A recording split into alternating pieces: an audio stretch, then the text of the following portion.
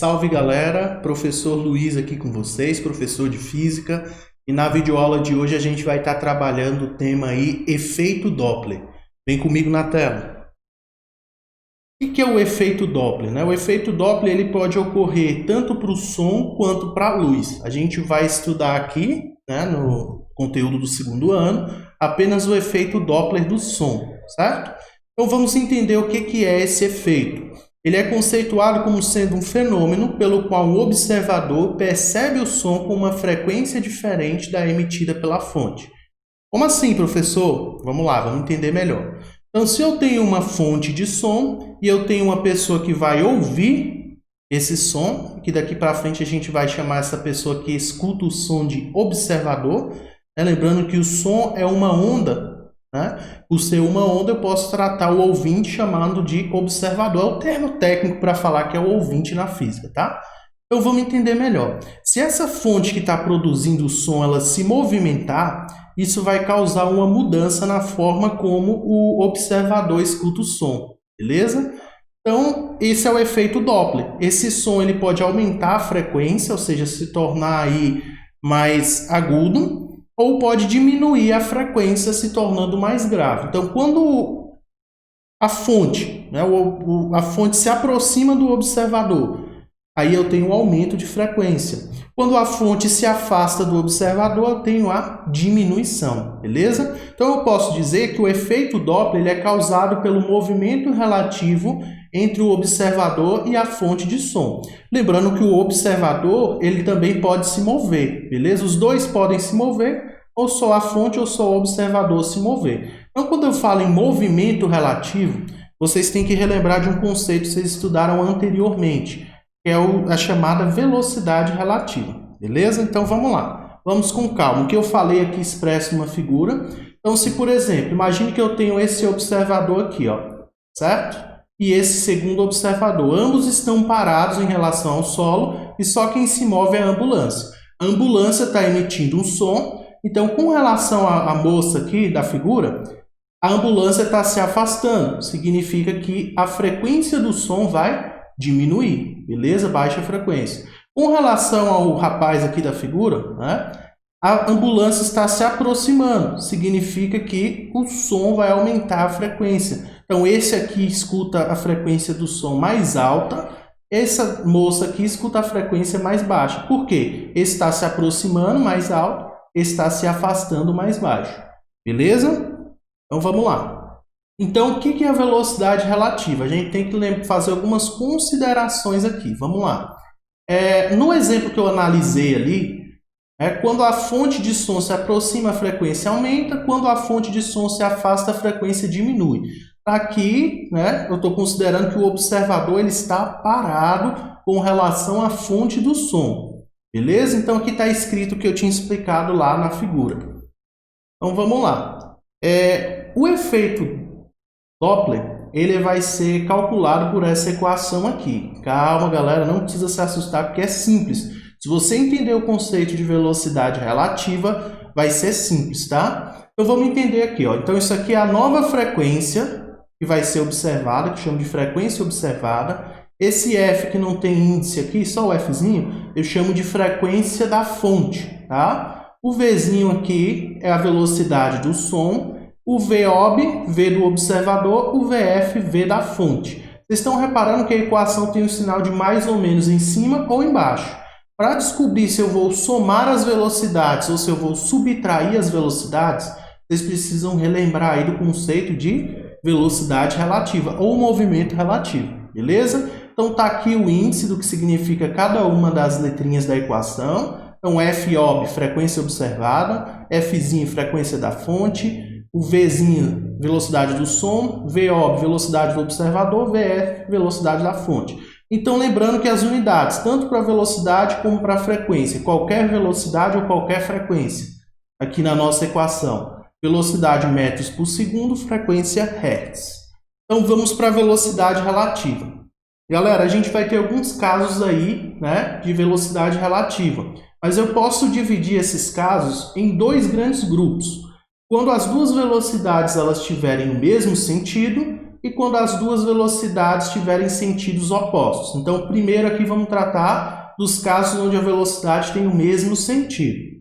Então, observe o seguinte, vamos supor que eu tenho aqui um carro que eu vou chamar de A e um segundo carro que eu vou chamar de B. Vocês percebem pela figura que o carro B tem velocidade de 80 km por hora, enquanto o carro A tem velocidade de 100 km por hora, ou seja, a velocidade do carro A é maior que a do carro B. Se isso aqui fosse uma situação real, o que iria acontecer? Decorrido alguns instantes, dependendo da distância aqui A e B, o carro A iria ultrapassar o carro B.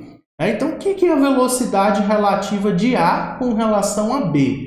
Galera, para eu calcular a velocidade relativa, basta eu pegar a velocidade de A e subtrair pela velocidade de B. Então, 100 menos 80 dá quanto? Dá 20. Então, é a mesma coisa. Essa situação descrita aqui de velocidade relativa, ela é equivalente à seguinte situação, como se B estivesse em repouso e A estivesse se movendo apenas com 20 km por hora.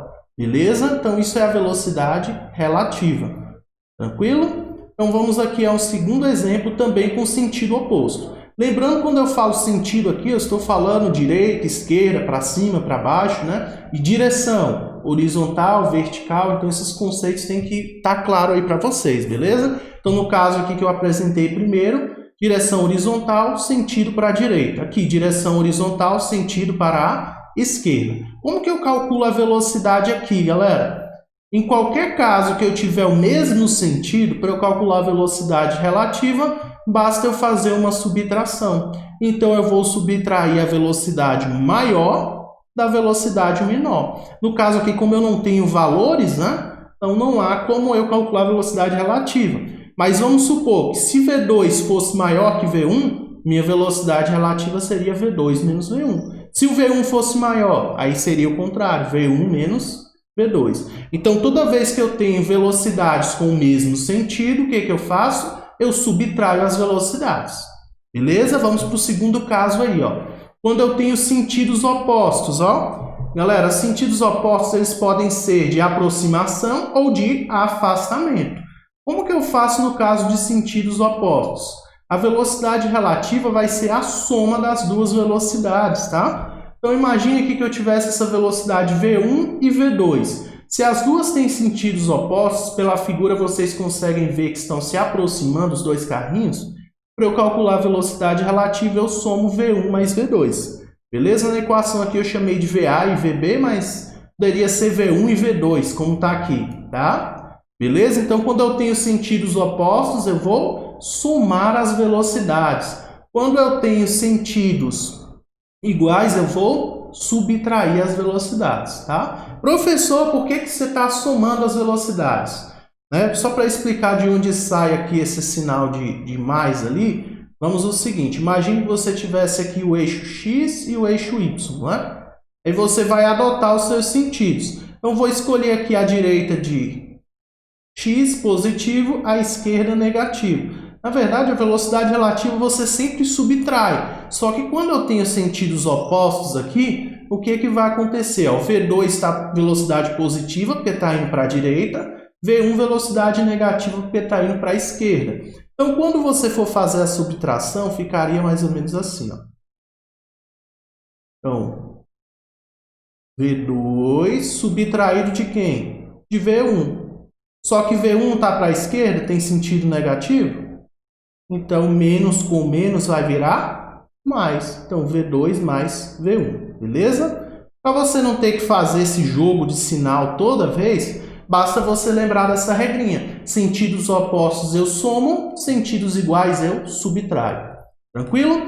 Vamos falar aqui do efeito Doppler, então. No efeito Doppler, a gente vai fazer a seguinte análise, galera. A gente vai analisar a velocidade do som com a velocidade do observador e a velocidade do som com a velocidade da fonte, tá? Então, vai ser a mesma ideia que eu acabei de relembrar com vocês, só que a gente não vai analisar carrinhos. Vamos analisar a velocidade do som. Então, por exemplo, se o som ele tem o mesmo sentido aqui da velocidade do observador ou da velocidade da fonte, o que eu faço quando a velocidade tem o mesmo sentido? Eu subtraio. V maior menos V menor. No caso aqui, na maioria dos exercícios, a velocidade do som vai ser maior do que a velocidade do observador ou da fonte.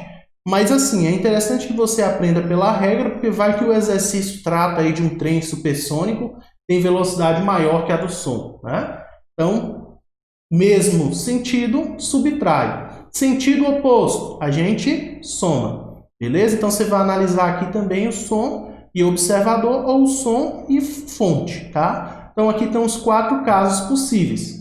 Então, relembrando lá na equação do efeito Doppler, a gente vai ter aqueles sinais de mais ou menos lá para as velocidades e a gente vai analisar se a velocidade está aproximando ou afastando.